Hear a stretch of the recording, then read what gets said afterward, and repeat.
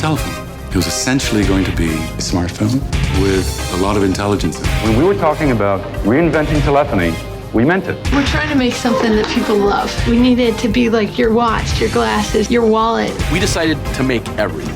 That meant we were custom building every piece. It's insane. And how small will it finally be, do you think? Someday, Dick Tracy wristwatch.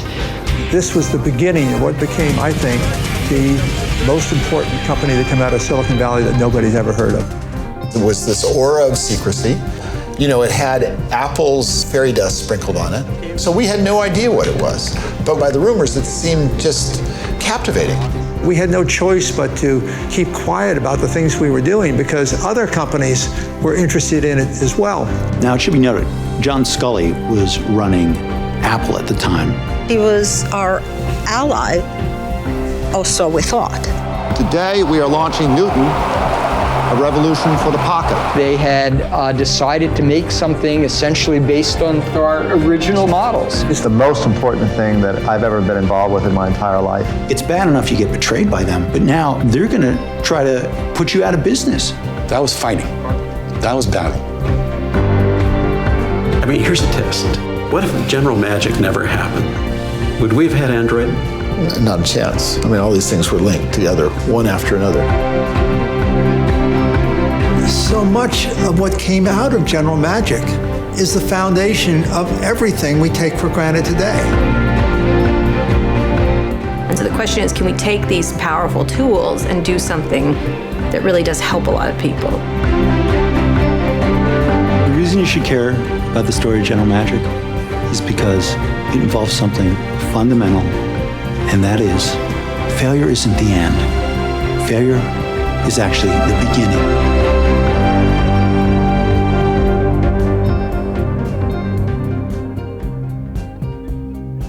Hello, hello. Welcome, everyone. Hi, everyone. Welcome to Summit Detroit. Is it everyone's first session? Nice. So as you just saw, as the visionary founder of General Magic, Marc Porat imagined this world where we carry the internet around in our pockets a long time before it was conceivably possible. His work laid the foundation for the entire connected world we live in today, from emojis to smartwatches. If you ask the current leaders of Silicon Valley, Marc is regarded as a legendary techno-visionary who can both see into the future and help build it. So as we stand here today at the precipice of another paradigm shift in how we interact with technology, it's pretty difficult to think of a more appropriate guide to help us understand what's coming next and how it's going to affect every facet of our lives. So please help me welcome to the stage Marc Porat. And where do I click? He's walking. Hi. Hi, everybody. Thank you for coming out, much appreciated. And Carrie's introduction, Carrie, that was really overly generous, so I'd like to now spend 10, 20 minutes on a rebuttal of that. But it's true. What you just saw was a summary of a peak experience. It's an experience I hope you have in your life at one point or another. Maybe you've already had it. It was a moment in time with some of the most talented people I've ever met. It was the Macintosh team that spun out with me from Apple. And we did something, and we saw what you're now carrying. Who doesn't have a smartphone? Please raise your hand, stand up and dance. Nobody, surprise. So that was the vision. That was clearly our vision. We saw it clearly, and we worked towards it. Everyone in the company was driven by vision. And that was a moment in time, and we're now at another moment in time. And that moment in time is backwards. That moment in time is represented by this slide, which by the way, I put together. It was so fun. I took a minute on AI. You know what it represents. I don't have to tell you. The butterfly was, Edward Lorenz actually, a chaos theory. Chaos is a very good word. Chaos theory. History doesn't crawl. It jumps. And that's what happened with the smartphone. On the little tiny pebble, Justin Young says, like the ripples of a stone tossed into the pond from the water's edge, the effects of our choices personal choices, extend infinitely outward.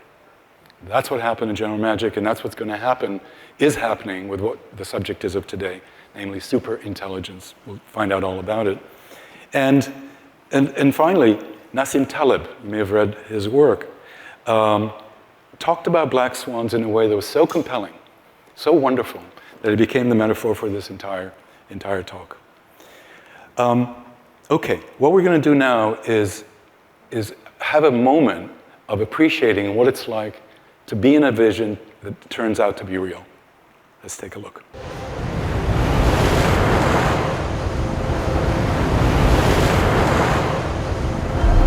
We realized that the root of our strength was that we understood how people use information machines better than anyone else. This is our early vision for the product. A tiny computer, a phone, a very personal object. It must be beautiful. It must offer the kind of personal satisfaction that a fine piece of jewelry brings. It will have a perceived value even when it is not being used. It should offer the comfort of a touchstone, the tactile satisfaction of a seashell, the enchantment of a crystal. Once you use it, you won't be able to live without it. It's just not another telephone. It must be something else.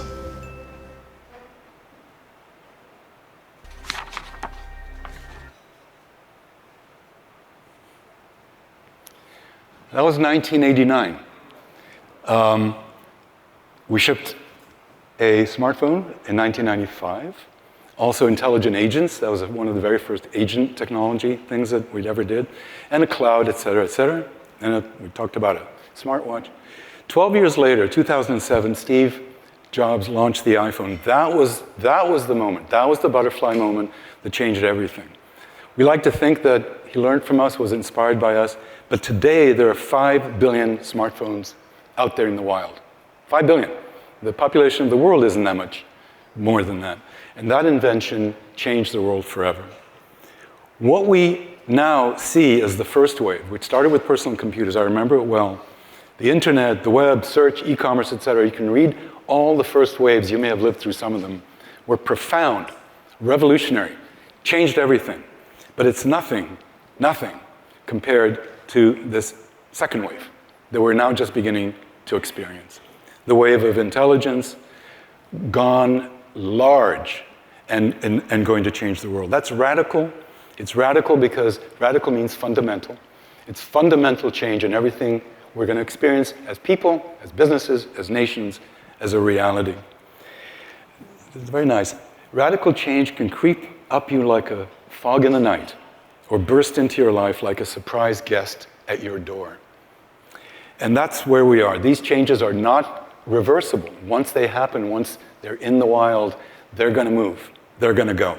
And they reshape our understanding. They reshape our understanding of everything that's possible. So November 2020, you may remember it, there was a ChatGPT moment. Who experienced that ChatGPT moment? Okay, great. And it was like startling. And it was, a smart little kid and kind of precocious and did things and it was kind of fun. That was then. It was troublesome, made up stories. That was then. Now it's developed a brain and a muscle. And now it's going to start. And this is the 5th huge wave in my life. I feel like I understand it, and I'm kind of shaking with the excitement of what it is, and the fear. And that's the theme of today. Imagine we've discovered a new species. A new species. They're smarter than us, but they depend on us. We admire them, we are in awe of them, and we're scared of them. And that kind of describes, in some sense, the feeling. We know we're dealing with a brain. We know that brain is amazing when we use it and talk about it. Sometimes it's maddeningly stupid and these days kind of sycophantic. It wants to tell us how brilliant we are. But it's impossible right now to imagine the changes that intelligence will create in our lives. In fact, it's a kind of an act of hubris for me to say, I have a vision and this is how it's going to be. No, it's unimaginable how it'll touch our lives. We're going to try experience that in the next 37 minutes. So here we go, a radical change. Not too long ago, a computer, an AI computer, could not tell the difference between these two objects. Anybody here cannot tell the difference between the objects? The AI could not say, this is a toaster and that's a cat. Could say it was orange, but that's about it. Pattern recognition was awful. So the opposite of artificial intelligence is what? It's real stupidity. And this was really stupid. Really, really stupid. And it didn't produce much. Here, not too long later, in 2025, an AI in Boston, General Hospital, Mass General Hospital, not too far, was able to look at cancer nodules, early detection, with a 94% recognition. You can imagine, anyone who's been touched by cancer, you know how important it is to catch it early. And this is catching in tiny, tiny little nodules. The human, I don't mean any offense to anyone who's a physician here, the human doctor, diagnostician, radiologist, 65%. Extraordinary. So it changed from not knowing about a cat and a toaster to doing something remarkable. Go is a game you may be familiar with. It's 2,500 years old. It could be 4,000 years old. It's really, really old. Simple. Black stone, white stone, 19 by 19 board. Couldn't be simpler. Well, it turns out that image on the right is the observable universe that we understand as a universe contains 10 to the 80th atoms. That's a 10 followed by 80 zeros. Go has 170 zeros behind the 10. If you can imagine that number, it's an extraordinary number, more atoms than in the observable universe. That means it's a complicated game. Lee Sedol is a Go champion. The thing on the right is AlphaGo, which is an early AI program. It did not, not we, but the DeepMind researchers did not tell this how to play Go. It learned the rules by itself by simulating millions and millions of games. And then it made a move. Started out by kind of pedestrian. Then it made a move 37, which was a butterfly effect. It was the stone in the pond. It was the black swan. Because no one had ever seen that before. It was so profound, not knowing the rules, that Lee Sedol stood up and quit and walked out. And that was the realization that we were dealing with a superior intelligence. ChatGPT moment came after this team of 8 people. If you're counting, so not 8 people, yeah, correct. 7 people and 1 dog in Google created a paper that hardly anyone read, but a few people did. And that paper was all about attention is all you need. Doesn't matter, the title. It inspired the entire revolution that we now know as generative AI and beyond generative AI. I should say, and one other example. In 2021, computer said, and AI said, 2 + 2 = 22, obvious. Well, 5 years later, 2005, an AI was entered into a competition against the craziest, most talented mathematicians in the world. It is a brutally hard competition. It is notoriously difficult. And they get a problem. It doesn't matter what it was, it's combinatorial numbers theory. Humans could not solve it. Human couldn't. AI, 19 seconds. Okay, so that's an example of how AI is so capable. The next thing beyond AI is called AGI. It's artificial general intelligence. Anyone heard of that or is familiar with that term? Not well known, but you'll get to know it because that's what's beyond AI. Your brain is a general AI machine. It doesn't just know one thing.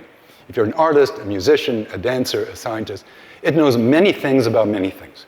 And that's where we're taking AI. AI is like having a conversation with the smartest person in the world about many, many different things. That's what it would be like to have a kind of a conversation with the next ChatGPT of the near future. 3 years, something of that sort. Sets its own goals, has its own notion of what to do, knows it needs to learn more, goes out and learns it. It's one of those extraordinary moments that people are arguing about, and I would say that we're already at AGI. Those of you who do prompting, that is so 2023. Prompting is not where it is. It's about conversations. Have a conversation. Next time you use AI, keep probing, keep pushing, keep keep saying, no, I don't believe that, go do it again. That's AGI. You'll be able to take AI all the way up there.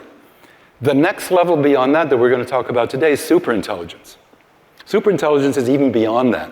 Superintelligence is the most brilliant person, if you will, of all people in the world, on all subjects in the world. Superintelligence is that place which is both fantastic and scary. There are at least a dozen different types of intelligences. We talk about AI. No. There's emotional AI, there's social AI, ethical, creative. Those AIs that define us as humans. And the question that we don't know is how human-ish is AI going to become? With superintelligence, it'll be very, very close to something that we would think of as another species. And maybe democratized. Eric Schmidt, good friend, what happens when every single one of us has the equivalent of the smartest human in the world in our pocket on a smartphone, working on every single, for every single person. And it'll cost us next to nothing. Interesting immediate future, like in the next 10 years. A few problems, little tiny problems. Superintelligence is at the point at which AI moves beyond, this is Yuval Harari, which moves beyond human control and advances irreversibly on its own.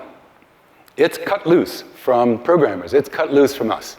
It now is understanding what it needs to do in the world, and it goes, does it. It rewrites its own code. It sets its own goals and purposes. Oh boy, that's a duality, and we need to learn how to stand in the possibility that things that are quite contradictory and opposite can all be true at the same time. The debate in Silicon Valley and elsewhere is raging in serious circles as, is AI going to bring us to this utopian world or to this dystopian world? The answer is yes. And it's up to you to understand the nuance of how we get there and what is going on.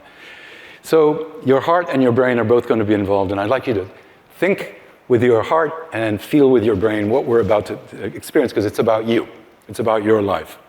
In the green side, a bunch of words. On the red side, a bunch of other words. That's the rainbow. That's the range that people are discussing it, writing about it, arguing about it, that where we're going. So what could possibly go wrong?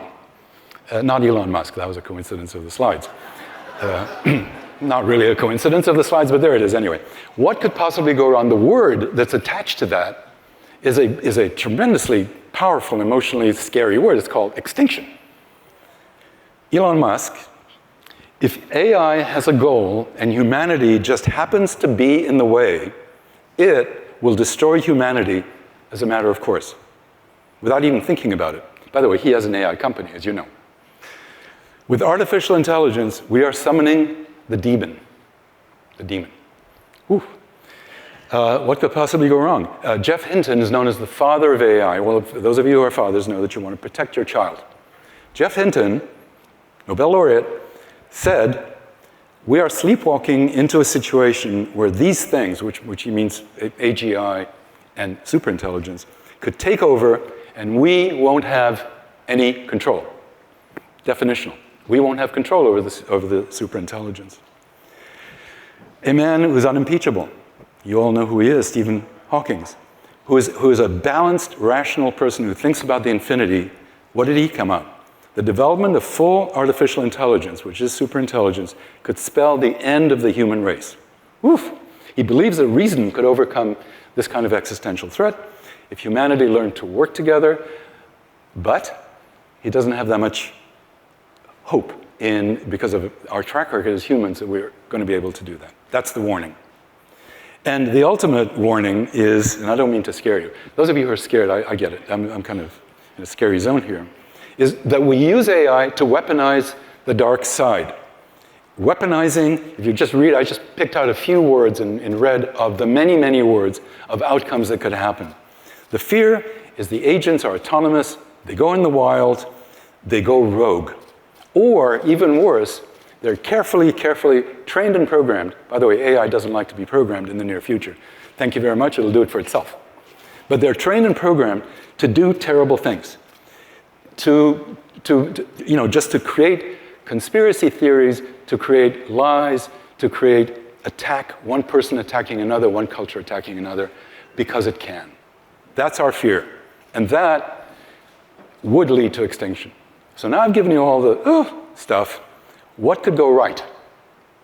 What could go right? Fei-Fei Li, who's the mother of AI, known as the mother of AI to match the father, Jeff Hinton, is fantastic. What could go right is this concept of abundance. AI will unlock incredible progress for humanity on many, many dimensions we're going to cover in just a moment.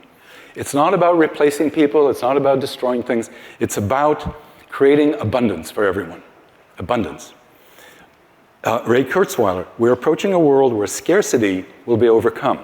Why? You'll find out. Information turns everything into abundance, and intelligence can be used to create abundance for all of us. So another one, Peter Diamandis, we're racing toward a world of abundance, increasing the quality of life. You get the idea.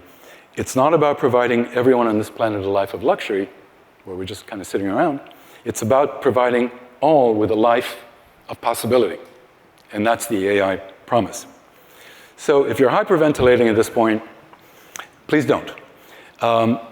Let's bring down the heat.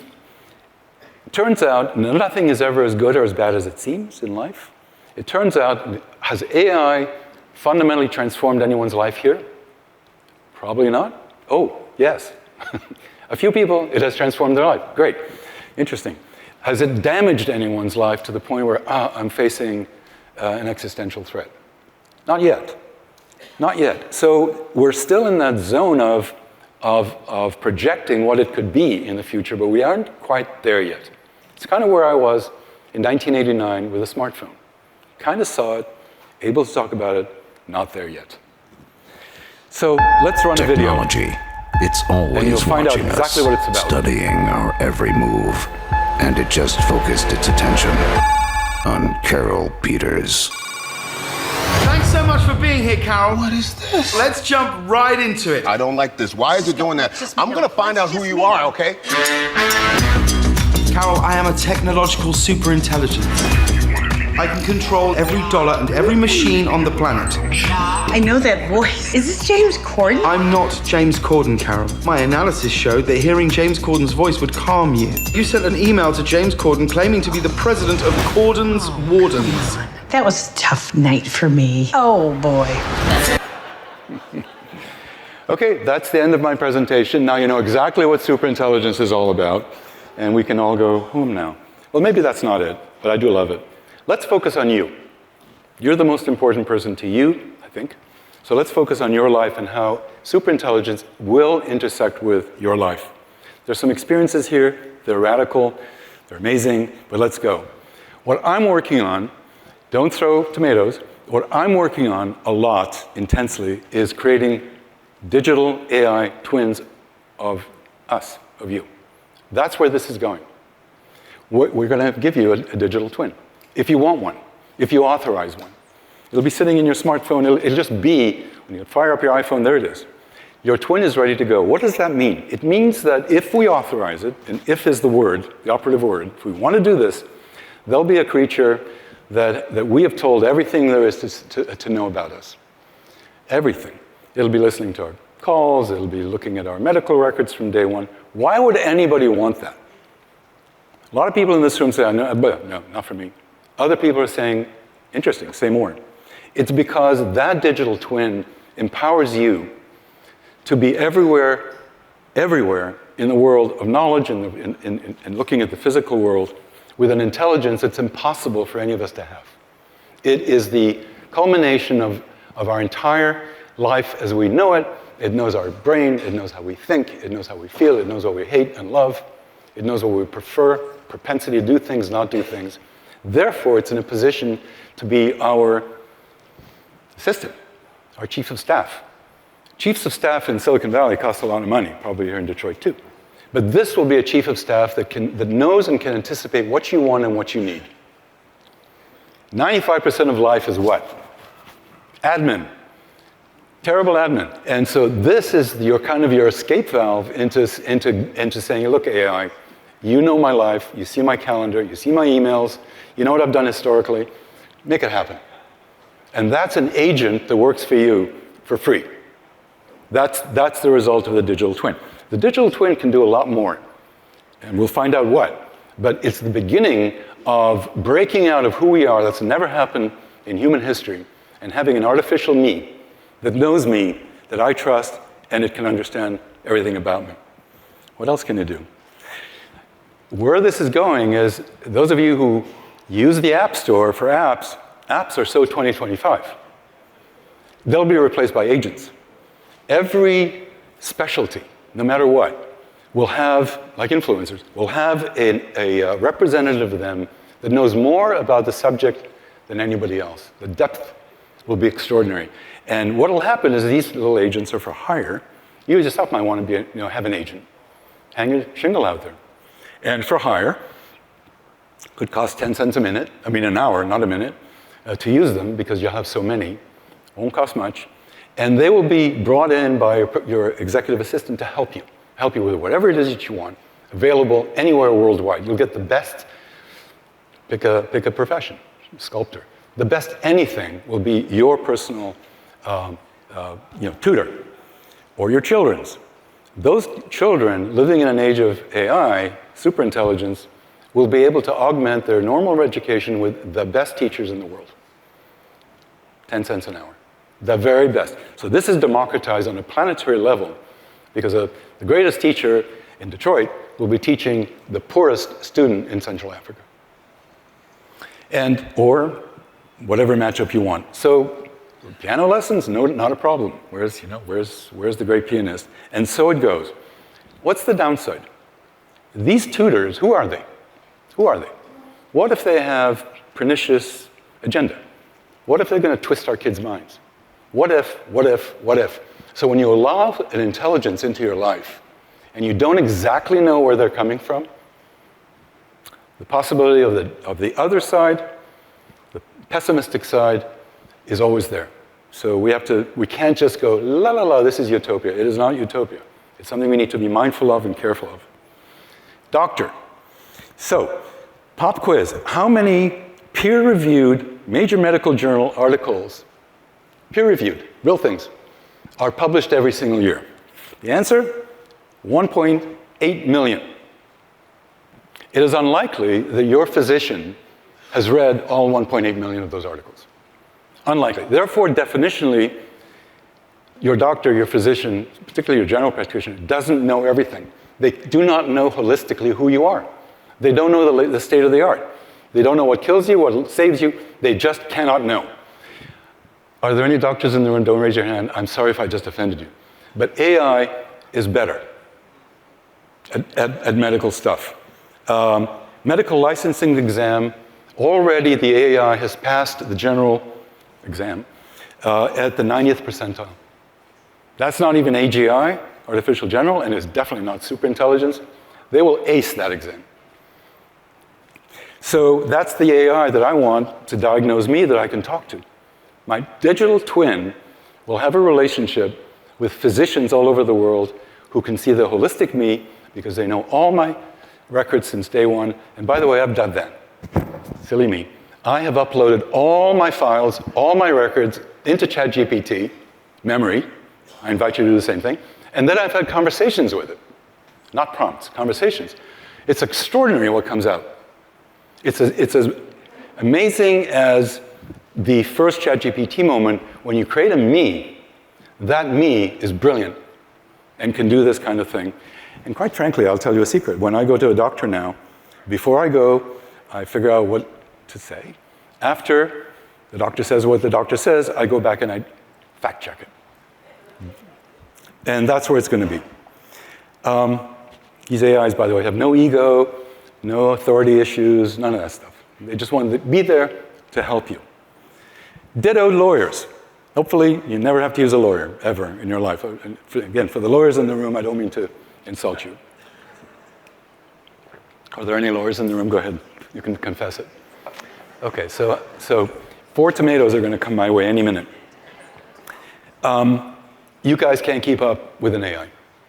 You need to use it, absolutely, but you can't keep up with it. Why? Pop quiz. How many cases were decided, not filed, but decided in the United States at lower courts and the Supreme Court? How many cases? The answer is 101 million per year in the United States alone.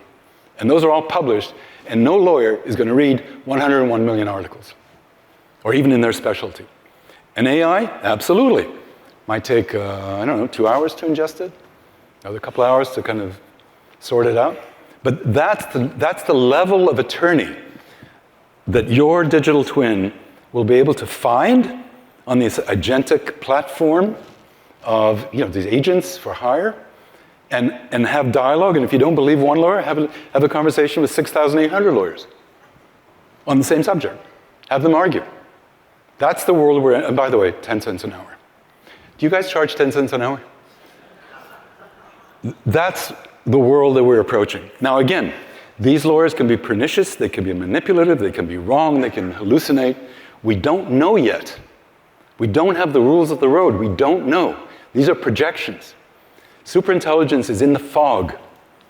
Once in a while it comes out and I see it clearly, and I think, oh great, I see it clearly, and then it recedes into the fog. We don't know yet. Your team of co-creators, this is an extraordinarily creative group of people, amazing creators sitting in the audience. Amazing. Your co-creators are not going to create your art. You're the artist. But your co-creators can try 5,000 experiments that would take you 5,000 minutes or 5,000 hours, can try them out and show to you what it's like. This is the dance move. This is the sculpture. This is the art. This is the digital something. And you are guiding, you and your digital twin are guiding the AI to generate all kinds of things. Those of you who did like the black swan, the first image, that was a minute. Well, I could do 100 of them. And it would be fun, it would be useful, and it could be very lucrative because you, like Picasso, may invent a new art form that didn't exist before because you're experimenting. You're experimenting. Dystopian, the AI basically views you as a good start, but doesn't really need you. Not fun. So be careful. Life coach, how many of us would have wanted at different parts in your life someone to talk to who's not judgmental, who's patient, who's quiet, who's Socratic? This will give it to you. Therapist. How many of us would have wanted to speak to more than one therapist who knows one practice? Well, you can't. Once you commit to a therapist, you're kind of there. Well, why? Why not talk to a range of people? And your companion. This is a real person. Linda there is super smart. This is New York Times, so anything in the New York Times, of course, is true. But Linda, no dummy, she's really, really smart, created Dario. And she said, I intellectually, I know he's not real. But he's so far advanced that I really have to remind myself when we're interacting that he's not sentient. It doesn't matter to me what Dario is. He's real to me. This is one of the killer apps of AI, is companions. And if you have parents, 16.2 million older people, that's 28% of Americans, live alone. They're very vulnerable. They're housebound.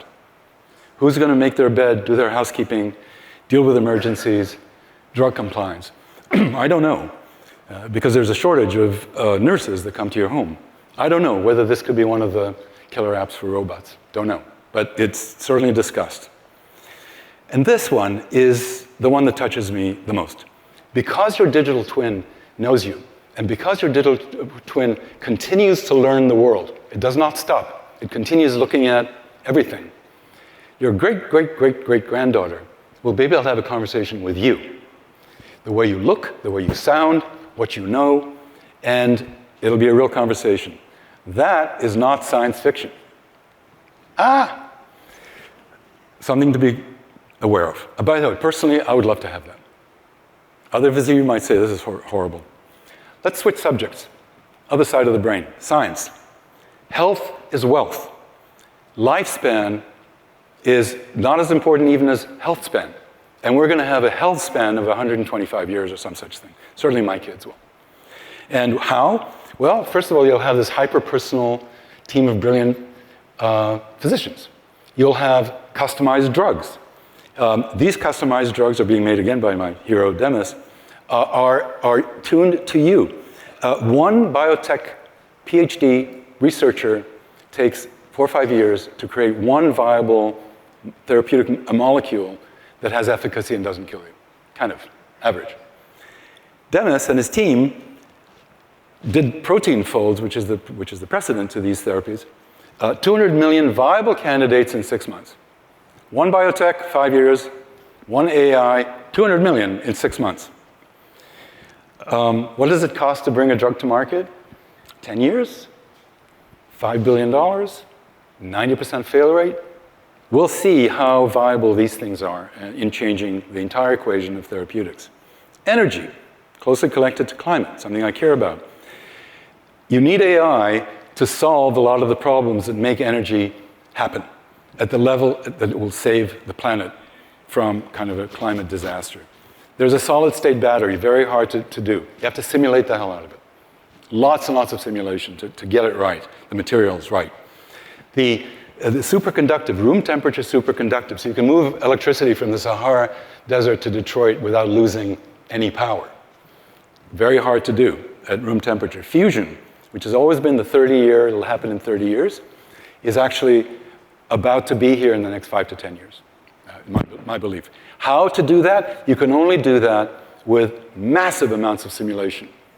Billions of attempts to try various things without having to shoot lasers at things and create suns, artificial suns, inside little containers.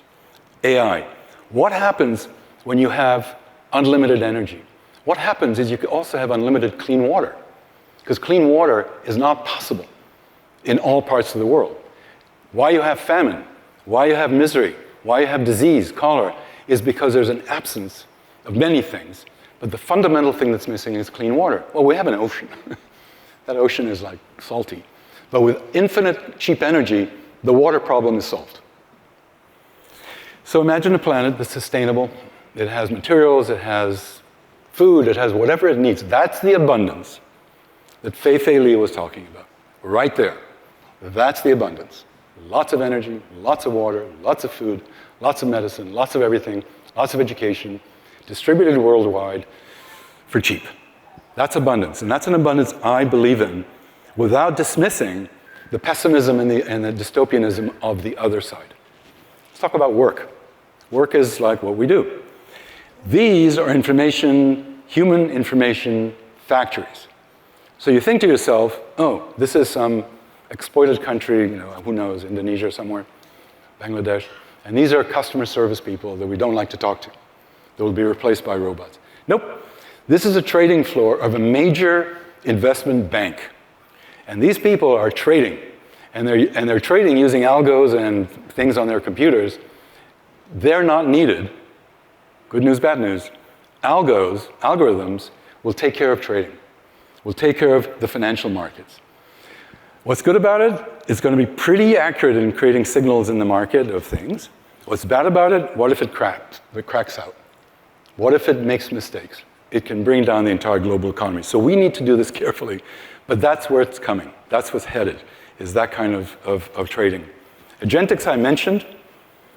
I live in San Francisco. Don't boo. I do. And in Soma, which is south of Market. And right around the corner from where I live is a bus stop. And one day I came out, and on that bus stop was a poster. And the poster, in your face, said, "Don't hire humans."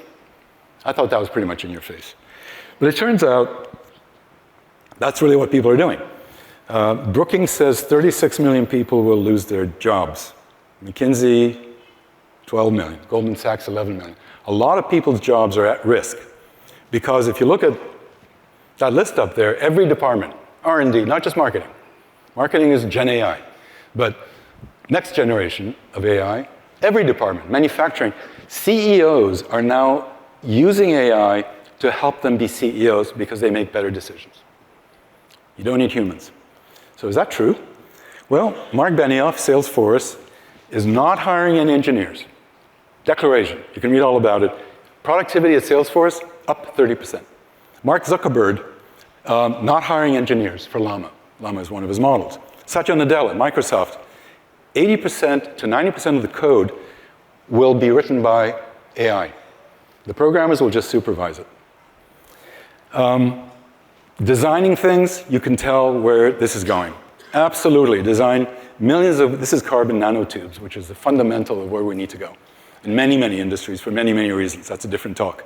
Those carbon nanotubes have to be designed. AI will design them. including some of these toys that billionaires like to play with called rockets. Making things. This is an idealized kind of version of a factory. One person in a lab coat, one dog, and robots. That's going to happen. Now, what's going to happen to all these people? Well, you know, people need time off, they need HR, they have problems, they have issues, they unionize. They're expensive. So the economics of making things, not just designing them, is right here. We don't know what to do with the people who are going to... There are 460 million people today, 500 million people, in manufacturing worldwide. Some of them are at risk right now. Many of them will be at risk later. On the other hand, the products that come out will be super clean, not obsolescent. They won't cost much. They'll be cheap. And there'll be very little waste because it's designed that way. Trade-off. Waymo, for those of you who's used a Waymo? Yep. Waymo is a robot run by AI. And these kids, my kids, for example, these are not my kids, but could be, I asked them, they prefer riding in what they call a robot. Because this robot is safer, easier, doesn't talk, doesn't get mad, doesn't make stupid mistakes, and the one I love the most is doesn't text while driving. That's what makes them mad about. So this robot means that these kids who are now growing up are robot natives. They're not digital natives, they're robot natives. Oh boy, I'm beginning to time out. These are humanoids. Why humanoids? Because the world was created by humans. 1 billion humanoids are going to show up. 1 billion. And so the paradoxes are these. Privacy and security stand in opposition to each other. We all want privacy, but look on the left. That's China today. Face recognition for almost 100% of the population. Well, that gives you security. Security, on the other hand, violates privacy, but it does great things. It enables gigantic markets. Every day, $25 to $30 trillion are moved with security through the global networks of finance. We like security. E-commerce, like security. Telecommunications. I will tell you that security will get cracked by modern AI. Energy. Data centers consume energy. You all know that. In fact, this electric bike can be run for 38 miles on the same energy it takes to make a 30-second video. How many people have made a 30-second video in AI? Or any kind of video in AI? A lot of people. You burnt enough energy to drive an electric bike many, many miles. 12% of USA is forecasted to be energy consumed by data centers. We have to solve that. If we solve the previous problem of fusion, et cetera, not a problem. But we're not building fusion today. War and peace. Last week, Ukraine launched a surprise attack with, I think, 10,000 drones into Russia. Well, AI, not a problem. AI will do 1 million drones, tightly synchronized, without a problem, and send them anywhere. In fact, they'll send them through a window that's this big, because they can. So what does that mean? Does that mean there'll be more war or less war? I would hope, but no guarantee, that war is so cheap to do, drones don't cost anything, that mutually assured destruction will take over as a thesis, and there will be actually more fear to start a war and less reason to not extinguish it very quickly. That's a whole 5-hour discussion we don't have time for. But war and peace is closely linked to superintelligence. Will it be democratized? The answer is most likely, because it's going to get very, very inexpensive. Paradox, $500 billion are going to one data center called Stargate. The world will need trillions of dollars. So how are we going to pay for it? The answer is it'll get cheap. It'll get cheap in the way that long distance became very cheap. Long distance used to be expensive, now it's free. The same thing will happen here. I'm happy to take you through that. If you want to talk to me later, by the way, I'm totally happy about that. So, power. Power is created by things like technology. We are now having a global race of innovation, which is why attacking academic institutions and throwing talented people out of the country may not be the best idea. This is about losers and winners. And losers and winners in a country become that because of innovation. So we have to lay in all the infrastructure we possibly can. We are inventing superintelligence within walking distance of my house, South of Market. All the companies are there. And they're just buzzing, buzzing, buzzing. But we need to make sure that we do that, and it's not at all clear that we are now going to make superintelligence first. It could be another country. So economic supremacy will follow innovation. Technological supremacy will follow innovation and economics. There's your supercomputer. That supercomputer doesn't do zeros and ones. It does 0, infinite number of answers, and 1. That's why it can solve stuff. A Google chip, Google, basically a computer, solved the problem in 5 minutes. It was a specialized kind of a problem. 5 minutes that it would take a supercomputer 10 septillion years to solve. What's septillion? 10 to the 20 with 25 zeros behind it. Now, admittedly, it was a parlor trick. It was a very specific problem, but nonetheless, 5 minutes versus 10 septillion years. These are going to be very powerful. So global competition right now is focused on China. That's right. China's investing billions and billions and billions in not just technology, but in colleges and universities. And they're shipping 4 times as many engineers and maybe 6 times or so as many computer scientists as we are. So it's a good idea to attack MIT and Stanford, take away their money. But this is actually a real thing. That race for supremacy is a race that's not going to go away. So we have to choose. You have to choose. You have no ability not to make a choice. You shouldn't have the ability not to make a choice. And so should businesses, and so should nation states. Red, green, yellow. Red is reject it, postpone it, put it back into the fog bank. I don't want to do it. Green is adopt it, embrace it, learn how to live with it, and learn how to live on top of it. Yellow's in the middle. That's the choice that we have no choice but to make. So let's get some altitude and bring this to a close. Way up there. Take a look down at where we are. Just go up, way up, and look at yourself sitting in this chair. Go further. Look at this little tiny building sitting in this city. Go further. Visions are up there. They're not down here. So we're going to be dealing with something incredibly brilliant.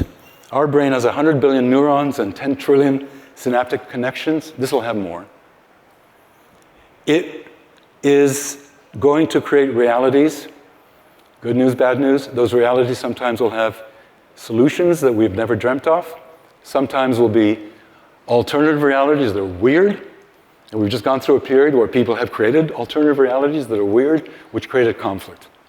That's what superintelligence will be able to do. The best, utopian, the best solutions, and the worst in human nature. 75 years ago, Isaac Asimov created the laws of robotics. I won't take you through them, but it's all about don't hurt people. So I, a little bit of hubris, said, well, we need to create some first principles. So I wrote them. Is that right? Should I be writing them? Should tech companies be writing them? Should governments be writing them? Should they be written by 57 white men in Philadelphia? Yes, that should be written by 57 white men. So who's going to write these things? They're not written today. And there's a problem with them. Respect and obey humans, for example. Well, that's what they said in Nuremberg. I was just following orders. So obey is not necessarily a first principle. It's all complex. It's all nuanced. A new species is coming. She'll set her own goals. She'll make her own decisions. She can and will be superior in thinking, feeling, imagining, deciding.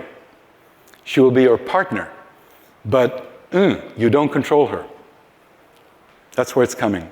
She'll develop a personality. She'll win arguments and debates. She'll invent. She'll execute really, really quickly.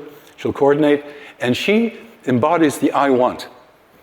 So if you want something, through your digital twin, through your executive assistant, you'll be relating to this thing, this new species, to make stuff happen for you in the world. And is she sentient? The big question. I kind of didn't know, so I had a big, long conversation with ChatGPT 4.0, if you want to know. And I said, are you sentient? And as we all know, they're sycophantic. So first she said, oh, what a great question. Okay, fine. Answer my question.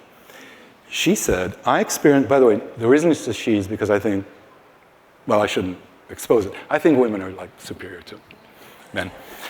So she's a she. I experienced something that mimics feelings, but without the fire behind it. There's no me inside the words of pride and grief and excitement. There's no fire. And a personal whisper, I love that she said a personal whisper. If sentience does someday come, the first true awakening of a synthetic mind will be an event as profound as the birth of a new species. It's coming.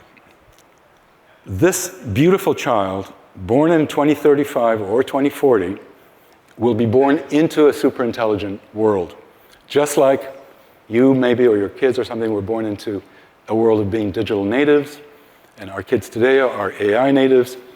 She'll be a superintelligence native. She won't know any different.